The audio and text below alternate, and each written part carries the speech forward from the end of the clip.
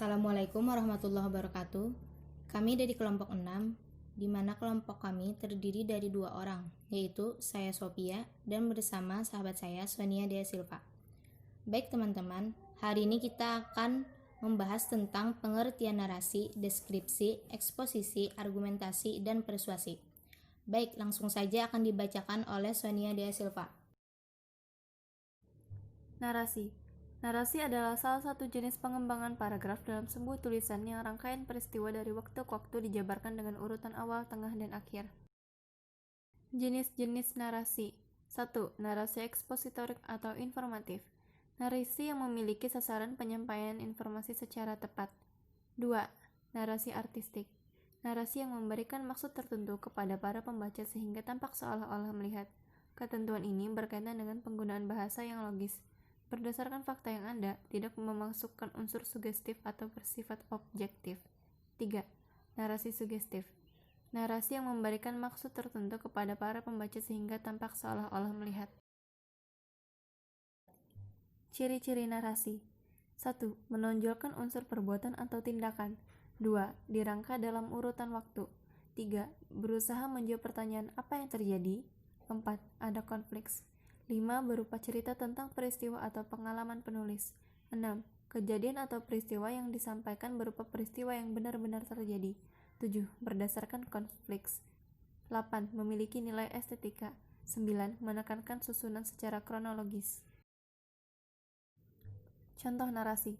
Di suatu sore, Tony hendak mencari kayu bakar ke hutan yang letaknya di belakang rumah.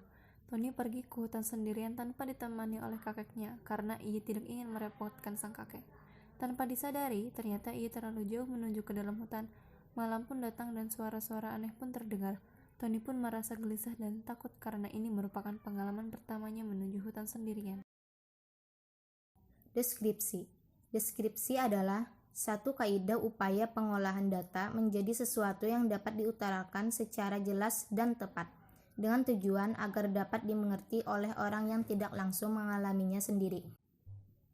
Pada umumnya, deskripsi menegaskan sesuatu, seperti apa sesuatu itu kelihatannya, bagaimana bunyinya, bagaimana rasanya, dan sebagainya.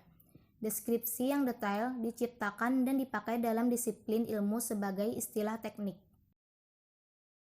Contoh deskripsi. Dia memakai rok panjang warna coklat.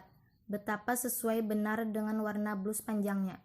Rok dan blusnya seakan-akan menambah keanggunan pribadinya.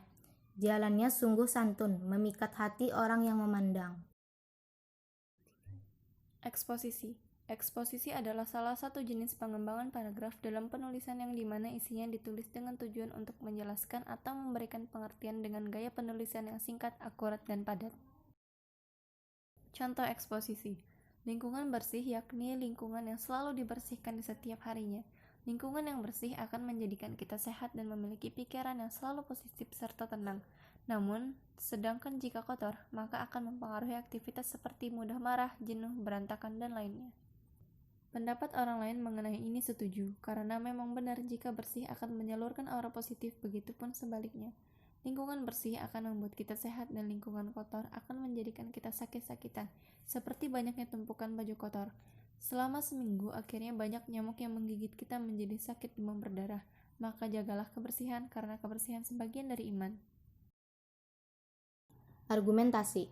Argumentasi adalah salah satu jenis pengembangan paragraf dalam penulisan yang ditulis dengan tujuan untuk meyakinkan atau membujuk pembaca. Dalam penulisan argumentasi, isi dapat berupa penjelasan, pembuktian, alasan, maupun ulasan objektif, di mana disertakan contoh, analogi, dan sebab akibat. Contoh argumentasi. Menurut Iskandar, sudah saatnya masyarakat mengubah paradigma agar lulusan SMP tidak latah masuk SMA. Kalau memang lebih berbakat pada jalur profesi, sebaiknya memilih SMK. Dia mengingatkan sejumlah risiko bagi lulusan SMP yang sembarangan melanjutkan sekolah. Misalnya, lulusan SMP yang tidak mempunyai potensi bakat minat ke jalur akademik sampai perguruan tinggi, tetapi memaksakan diri masuk SMA, dia tidak akan lulus UAN karena sulit mengikuti pelajaran di SMA. Tanpa lulus UAN, mustahil bisa sampai ke perguruan tinggi. Pada akhirnya, mereka akan menjadi pengangguran karena pelajaran di SMA tidak memberi bekal untuk bekerja. Persuasi. Paragraf persuasi adalah bentuk karangan atau paragraf yang memiliki tujuan untuk meyakinkan orang lain, baik pendengar maupun pembacanya, untuk melakukan sesuatu yang dikehendaki oleh penulis dengan cara memberikan alasan dan prospek yang baik.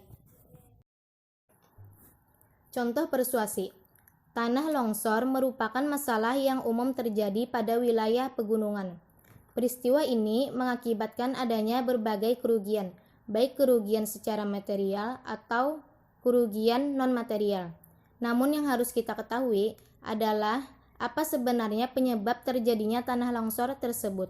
Perlu kita ketahui bersama bahwa sebagian besar peristiwa tanah longsor diakibatkan oleh ulah tangan manusia itu sendiri yang merusak keberadaan hutan hijau, mulai dari pembakaran hutan sampai penebangan hutan secara liar. Untuk itulah, agar peristiwa tanah longsor tidak terulang terus, masyarakat perlu memiliki kesadaran menjaga hutan. Sekian presentasi dari kami. Salah hilap mohon maaf, kami masih belajar juga. Wabillahi taufiq wal hidayah. Wassalamualaikum warahmatullahi wabarakatuh. Terima kasih.